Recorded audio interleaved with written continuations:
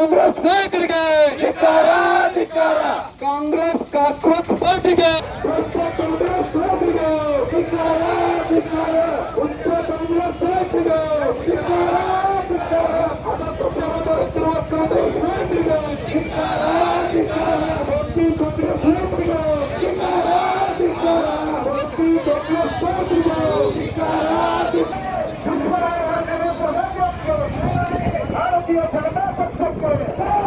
ನೇತೃತ್ವವನ್ನು ವಹಿಸಿಕೊಂಡಿರ್ತಕ್ಕಂಥ ನಮ್ಮ ಪಕ್ಷದ ರಾಜ್ಯ ಉಪಾಧ್ಯಕ್ಷರು ಹಿಂದಿನ ಸಚಿವರಾಗಿರ್ತಕ್ಕಂಥ ಮುರುಗೇಶ್ ನಿರಾಣಿ ಅವರೇ, ಮಾಜಿ ಶಾಸಕರಾಗಿರ್ತಕ್ಕಂಥ ವೀರಣ್ಣ ಕರಂದ್ರವರೆ, ಎಚ್ ಕೆ ಪಟ್ಟಣಶೆಟ್ಟಿ ಅವರೇ, ವಿಧಾನ ಪರಿಷತ್ನ ಸದಸ್ಯರಾಗಿರ್ತಕ್ಕಂಥ ಸಿ ಎಸ್ ಸೌದಾರ್ ಅವರೇ, ಹಿಂದಿನ ಶಾಸಕರಾಗಿರ್ತಕ್ಕಂಥ ರಾಜಶೇಖರ್ ಸಿಲ್ವಂತ್ ಅವರೇ, ಶಿವಪ್ಪಣ್ಣ ರಾಠೋಡ್ ಅವರು,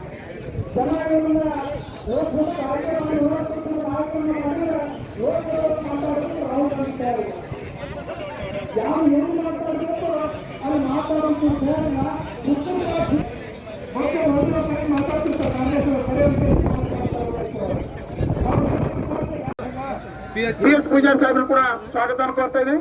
ಅದೇ ರೀತಿ ಬೆಳಗಾವಿ ಭಾಗದ ಪ್ರಭಾರಿಗಳಾಗಿರ್ತಕ್ಕಂಥ ಬಸವರಾಜ್ ಅಂಕಂಚಿ ಅವರು ಕೂಡ ಸ್ವಾಗತವನ್ನು ಕೋರ್ತಾ ಎಲ್ಲ ನಮ್ಮ ಪಕ್ಷದ ಮುಖಂಡರಿಗೂ ಮತ್ತು ಆಲ್ ಇಂಡಿಯಾ ಕಾರ್ಪೊರೇಷನ್ ನಿರ್ದೇಶಕರಾಗಿರ್ತಕ್ಕಂಥ ರಾಜು ರೇವಂಪರ್ ಅವರು ಕೂಡ ಸ್ವಾಗತವನ್ನು ಕೋರ್ತಾ ಇದೆ.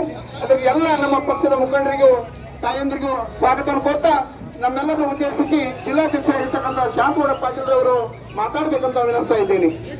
ದಯಮಾಡಿ ಇಲ್ಲಿ ಯಾರು ನಿಂತ್ಕೋಬೇಡ್ರಿ, ಪ್ರೆಸ್ ಅವರು ಬ್ಯಾನರ್ ಅವರು ಬಿಟ್ಟರೆ ಯಾರು ನಿಂತಿರ್ಬಾರ್ದು ದಯಮಾಡಿ.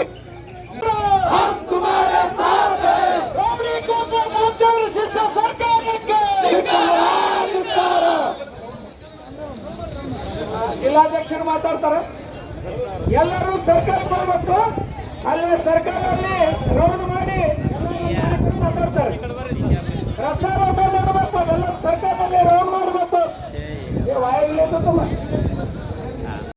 ಮಾಡುತ್ತಿರುವ ಕಾಂಗ್ರೆಸ್ ಸರ್ಕಾರಕ್ಕೆ ವಿದ್ಯಾರ್ಥಿಗಳ ಬಾಳಿಗೆ ಬೆಂಕಿ ಇಟ್ಟಿರುವ ಕಾಂಗ್ರೆಸ್ ಸರ್ಕಾರಕ್ಕೆ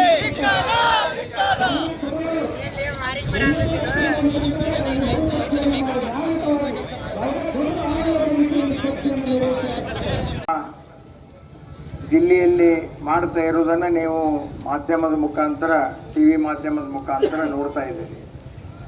ಅವರಿಗೆ ಯಾವುದೂ ಪ್ಲಾಟ್ಫಾರ್ಮ್ ಸಿಕ್ಕಿರಲಿಲ್ಲ.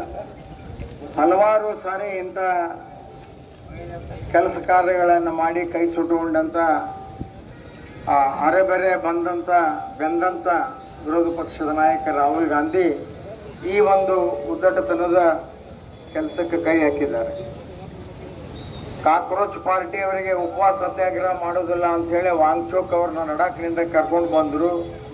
ಶಾಂತಿಯುತವಾಗಿ ಅವರು ಪ್ರತಿಭಟನೆಯನ್ನು ಮಾಡ್ತಿದ್ರು. ಇವತ್ತು ಅವರ ಹೆಂಡತಿ ಆಗಿರುವಂಥ ಸೋನಮ್ ವಾಂಗ್ಚುಕ್ ಅವರು ಸ್ಟೇಟ್ಮೆಂಟ್ ಕೊಟ್ಟರು, ಇದು ನಮ್ಮ ಪ್ರತಿಭಟನೆ ಅಲ್ಲ, ಎಲ್ಲ ಗುಂಡಾಗಳನ್ನ ಕರ್ಕೊಂಡು ಬಂದಿದ್ದಾರೆ, ಅದಕ್ಕೆ ನಾವು ಈ ಪ್ರತಿಭಟನೆಯನ್ನು ಮುಕ್ತಾಯಗೊಳಿಸ್ತೀವಿ ಅಂಥೇಳಿ. ಇವತ್ತು ಅಮಿತ್ ಶಾ ಅವರು, ಜೆ ಪಿ ನಡ್ಡಾ ಅವರು ವಾಂಗ್ಚುಕ್ ಅವ್ರನ್ನ ಭೇಟಿ ಮಾಡಿ ಇವತ್ತು ಆ ಪ್ರತಿಭಟನೆಯನ್ನು ಹಿಂದೆ ತೆಗೆದುಕೊಳ್ತೀವಿ ಅಂಥೇಳಿ ಇದೀಗ ತಾನೇ ಟಿವಿ ನ್ಯೂಸ್ನಲ್ಲಿ ಬರ್ತಾ ಇದೆ. ದಯವಿಟ್ಟು ಮಾನವ ಸರಪಳಿಯನ್ನು ನಿರ್ಮಾಣ ಮಾಡಲಿಕ್ಕೆ ಬರಬೇಕು. ದಯವಿಟ್ಟು ಗುಂಪಾಗಿ ಹಿಂದುಗಡೆ ಬರಬೇಕು.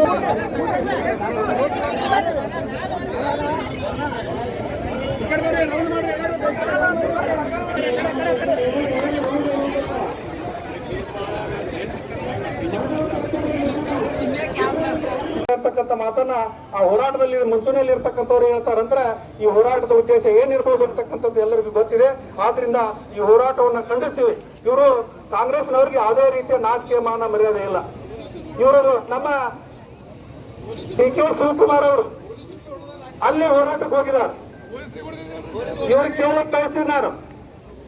ಕರ್ನಾಟಕದಲ್ಲಿ IPL ಮುಗಿದ ತಕ್ಷಣ RCB ವಿಜಯೋತ್ಸವ ಸಂದರ್ಭದೊಳಗೆ ಕಂಠೀರವ ಕ್ರೀಡಾಂಗಣದಲ್ಲಿ ಸುಮಾರು 11 ಜನ ಕಾತುಳಿದ್ದಕ್ಕೆ ಸಿಕ್ಕ ಸತ್ರು. ಅವತ್ತು ನೀವು ಯಾರು ರಾಜೀನಾಮೆ ಕೊಟ್ರಪ್ಪ? ನೀವು ಉಪಮುಖ್ಯಮಂತ್ರಿ ಇದ್ರಿ, ಸಿದ್ದರಾಮಯ್ಯವರು ಮುಖ್ಯಮಂತ್ರಿ ಇದ್ರು, ಗೃಹ ಸಚಿವರು ಇದ್ರು, ನೀವು ಯಾರಾದ್ರೂ ರಾಜೀನಾಮೆ ಕೊಟ್ರ? ಏನು ತನಿಖೆಯನ್ನು ಕೈಕೊಂಡ್ರಿ?